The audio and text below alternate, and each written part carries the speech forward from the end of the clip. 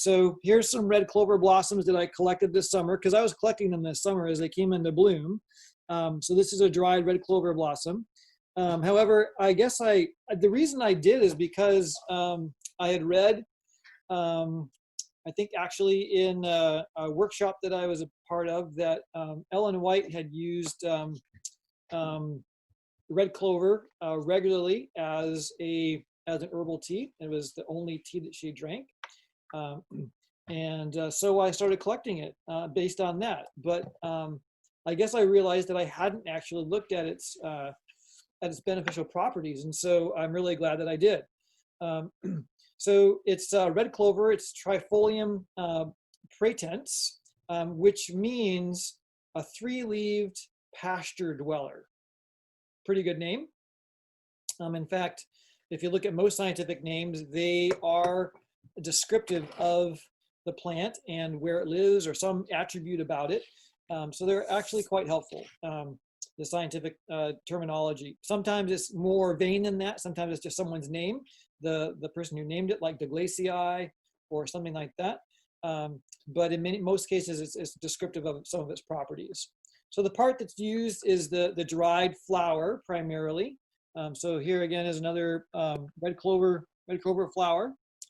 You can purchase it in a sifted and cut form. So this is from Oregon's Wild Harvest.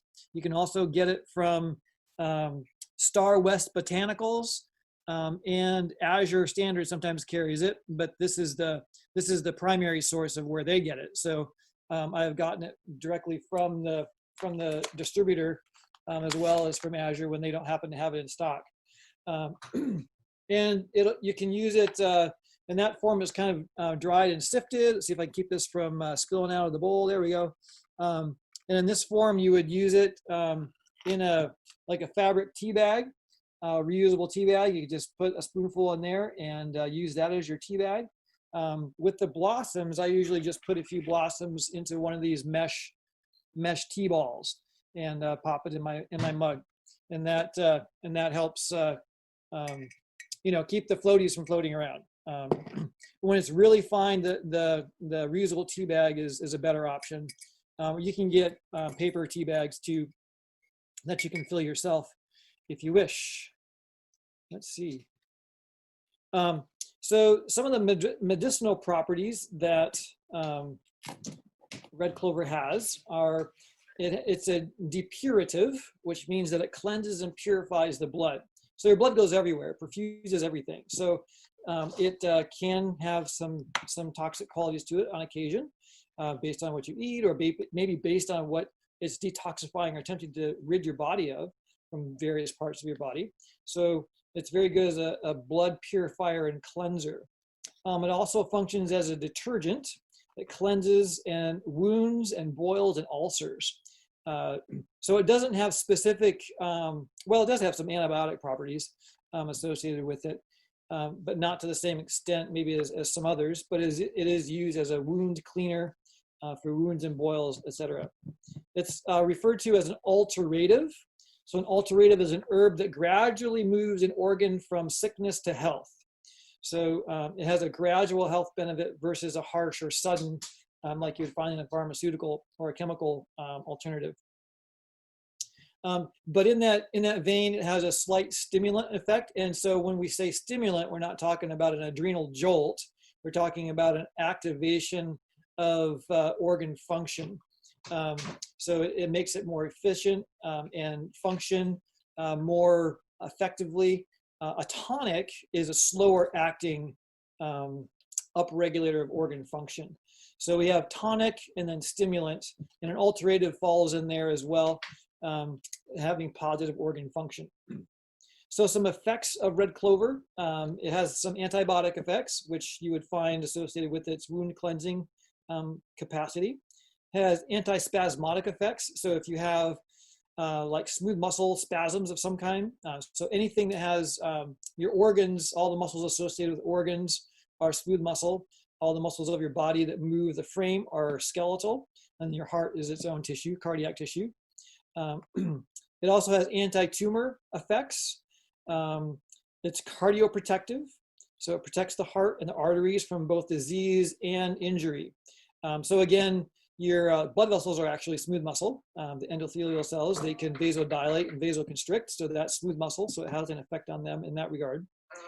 It's actually chemoprotective in the sense that it protects against damage and injury from chemotherapy. So if one had to undergo some kind of chemotherapy or even had some kind of a chemical challenge that was unplanned or unwelcomed, this could be a way to help clear the body of that. Again, it's a blood purifier and cleanser, so that would be a good thing to have around. So in that sense, it functions as a diuretic to some extent. It's not a aggressive diuretic, but does have some diuretic tendencies. So it aids urine function. It has some estrogenic effects. So in that respect, it can be helpful in menopausal symptoms and things like that. It has an expectorant activity, so it aids the removal of mucus from the bronchial tubes or from the lung tissue, respiratory tissues. It has slight sedative properties, so I wouldn't consider it a sedative, but it does have some sedative properties to it. And it has a whole wide variety of uses. So I'm going to go down the list of uses that it's used for. So some of these are going to be taken internally. Some of them are going to be used probably the tea like a wash. So you would make an herbal tea and then use that as a wash on the surface of your body.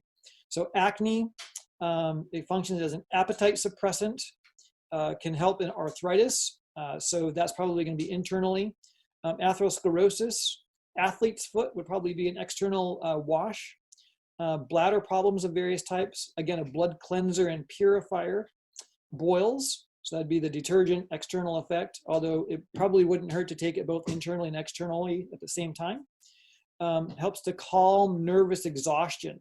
So someone who's just on the edge all the time, it can kind of help calm that nervous exhaustion. Cancer, constipation, coughs, eczema, so skin conditions, gout.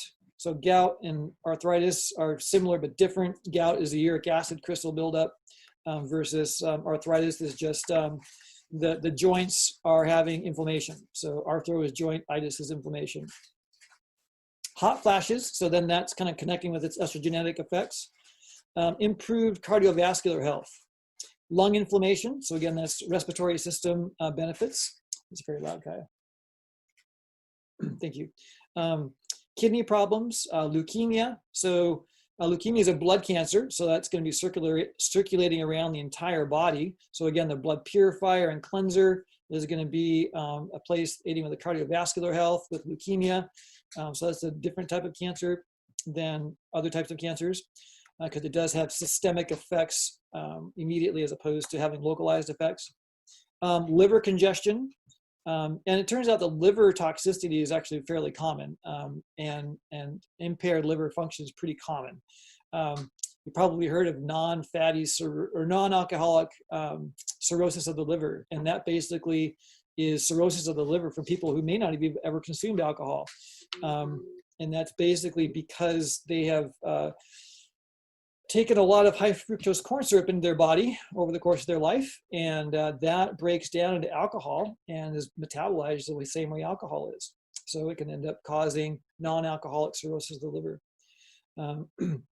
Let's see, so lymphatic congestion, it can help relieve that. So the lymphatic system is basically the system that retrieves the fluid that escapes when your blood system is delivering its constituents to the body tissues.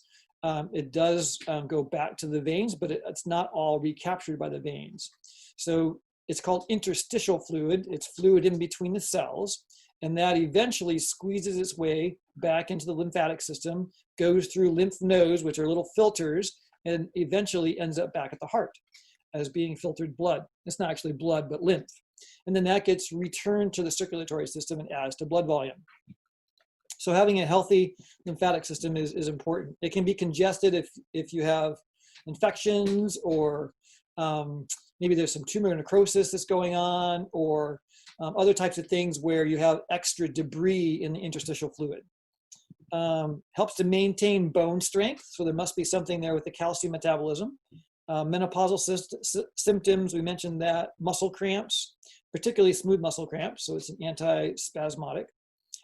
Various nervous conditions. It can help prevent coronary heart disease and psoriasis. So again, it's very beneficial in respiratory, a wide variety of respiratory issues. So right now with COVID going around, could be a very beneficial thing with that. Scarlet fever helps to strengthen the ovaries. So that's going to have the estrogenic effects being beneficial there. Tuberculosis, very beneficial in tuberculosis actually. Tumors, very helpful in that. We'll talk about that a little bit more down the way. Wheezing, whooping cough, and we talked about it with reference to wounds as being a benefactor in wound healing. So products made of the isolates of the red clover are very different from the whole clover flower. There are synergistic components beyond the isolated compounds that give it its therapeutic and beneficial benefits. When chemists go and try to separate those isoflavones, they don't have the same effect, and they're not recommended. The whole plant in its not entirety, but the whole blossom is the important part of the clover. Even though it does have some estrogen like effects, it does aid men with prostate cancer, so it can be beneficial for men who are working with the prostate cancer issue. It doesn't have feminizing qualities, just so you're not concerned about that. So I'd have to say that this is probably my new favorite herb after having gone through that list. It's so simple. It's just very basic, easy on your body. Again, the herb is made from the fresh or dried flowers. You can also get it in a powder form. They have pulverized the blossoms. There we go. And then you can take it internally in the form of a capsule. It may come encapsulated, or you can put it into capsules. And it's certainly very good. I talked about it as a wash, making the tea, making a wash out of it, as well as internally. It's very mild. It's a very mild tea. It's good. Doesn't have a lot of flavor. It's just really mild. In fact, later on, I'll say that you can take it as freely as water, and in fact, you can use it in place of water. It's a very excellent blood purifier. So there's a recipe for treating cancerous growths, and also the same recipe can be used for leprosy and pellagra. So here's the recipe, and this is equal parts of each of these things. So if you're using a teaspoon of one thing, you're using a teaspoon of everything.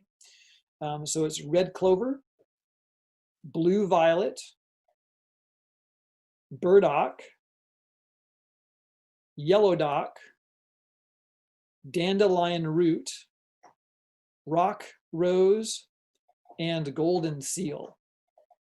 So those all in equal parts mixed together, and you can use it then once it's been mixed uniformly, you can make a tea out of that and use it as a tea. Or if you have like external cancerous lesions, you can use it as a poultice on the outside. So the active component that seems to be beneficial in this regard is genistein, which is one of the isoflavones, a component part of the red clover blossom. And it actually functions to disrupt a precursor to a chemical known as OTP, or orthophosphotyrosine. And orthophosphotyrosine is a cell division promoting factor. And it seems to be responsible for cancer cells reprogramming to eliminate their apoptosis. So apoptosis is programmed cell death. So all our cells have a lifespan. Every 10 years, you're a new you, because bones take the longest to regenerate. But as we age in this world, there are lots of oxidative stresses, and so we don't renew exactly the same way we did when we were younger. But nonetheless, our tissues do regenerate over time. Your eye tissues are very rapid regenerators. Your blood's about 30 days. Your bones, actually skin's about 30 days too. And your bones are about 10 years before they have a complete cell turnover. So if you have that OTP there, it tends to disrupt the cells that have been altered. It disrupts their death code. Genistein disrupts the production of orthophosphotyrosine and returns the cell growth back to normal rates and resets the apoptosis mechanism in those cells. So if it's in a cancerous growth or something like that, it would have the function of returning that cell back to its normal activity, and it would begin to shrink and dissolve and go away. There are more than 30 different cultures around the world who use red clover in natural cancer remedies. One of the places, or one of the things that turns OTP on, or it causes its production in the body, is body parasites. So liver flukes in particular, and other body parasites are one of the mechanisms for turning this growth promoting factor on, or producing it, and then that ends up turning off the apoptosis mechanism in cancer cells. So that's very interesting. Red clover can be used alone as well in stomach cancers, in whooping cough, various spasms and bronchial troubles, and the warm tea is very good for soothing nerves. Some of this information came from a book called Back to Eden, written by Jethro Kloss. And here's a quote from him. "I have used red clover blossoms for many years with excellent results. When I was a boy, my parents had me gather it for their postmaster, who had a serious cancer. He lived to be an old man without an operation." So that was pretty significant as far as the therapeutic benefits of red clover. It actually ended up being something that I think I mentioned this earlier, that Ellen White used on a routine basis. I don't know if it was a remedial way so much as a tea way, and I'll share some of those quotes at the end here. It's kind of interesting in their context. So some other red clover uses, they're good for healing fresh wounds and old ulcers, and in healing salves. So it's also, there's a recipe here for helping people with syphilis. Syphilis isn't as common as it used to be, but it is an STD, and perhaps it could be something to put in your medicine chest as a medical missionary. So the recipe is 1 ounce of red clover, 1 ounce of burdock seed, 2 ounces of wild Oregon grape, and a 1/2 ounce of bloodroot. So you take those 4 things and mix those granulated herbs together with 1 pint of hot water and 1 pint of apple cider vinegar. And then you cover and let that stand for 2 hours. So it has to kind of steep in the hot water and the apple cider vinegar. So it's a pint to pint. And the dosing is 12 ounces 4 times a day for syphilis. So that's the kind of the one you could tuck away in case you encounter that at some point. So red clover, again, very exceedingly good for cancer in any part of the body. For example, in the throat, make a strong red clover tea and gargle it 4 to 5 times a day, and swallowing some of the tea. So gargling it and getting it washed over the area that's having the throat cancer. Stomach cancer, drink 4 or more cups of red clover tea a day on an empty stomach. That would allow it to access the stomach tissues without having the impeding action of the food that you might have eaten. If you have cancerous sores on the body, again, here's where the tea would come in as a wash. So bathe them freely with red clover tea. If it happens to be in the rectum, suggestion is to inject with a syringe, without the needle, of course, a syringe 5 or 6 times a day. So you're basically bathing that area of the lower colon with this the tea of the red clover. If it's uterine, you can actually inject it the same way with a bulb syringe, and holding the vaginal opening closed to allow it to get upper access into the womb area, and then hold it for several minutes, allowing it to slosh and then release, so that it has a chance to have contact with all those tissues. So the admonition is every family should have a good supply of red clover on hand, of red clover blossoms, from Jethro Kloss. and his book Back to Eden. So what I did is what they suggested, gathering those blossoms in the summer when they're in full bloom. So again, here's the red clover blossoms. They're pretty. White clover doesn't do the same thing. It's got to be the red clover.